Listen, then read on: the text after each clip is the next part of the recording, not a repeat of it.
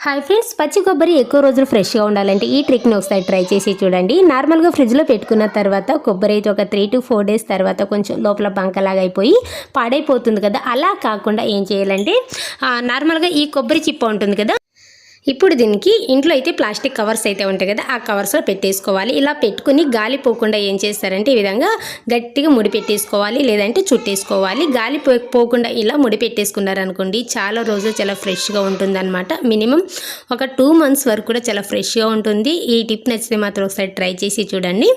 అలా కాకుండా ఇంకొకటి ఏంటంటే ఇంట్లో ఫ్రిడ్జ్ లేదు, బయట పెట్టుకున్నా కూడా చాలా ఫ్రెష్గా ఉండాలంటే ఈ ట్రిక్ని ఒకసారి ట్రై చేయండి. కొద్దిగా సాల్ట్ తీసుకోండి, సాల్ట్ తీసుకుని అంతా కూడా బాగా స్ప్రెడ్ చేసుకోవాలి అనమాట. అంటే ఈ విధంగా అప్లై చేసేసుకోవాలి. ఇలా అప్లై చేసేసుకున్న తర్వాత ఎండలో పెట్టుకున్నారనుకోండి మినిమం ఒక 1 week అయినా సరే చాలా ఫ్రెష్గా ఉంటుంది అనమాట. ఫ్రిడ్జ్లో పెట్టుకోపోయినా కూడా చాలా ఫ్రెష్గా ఉంటుంది. ఈ టిప్ నచ్చిన మాత్రం ఒక లైక్ అయితే చేయండి.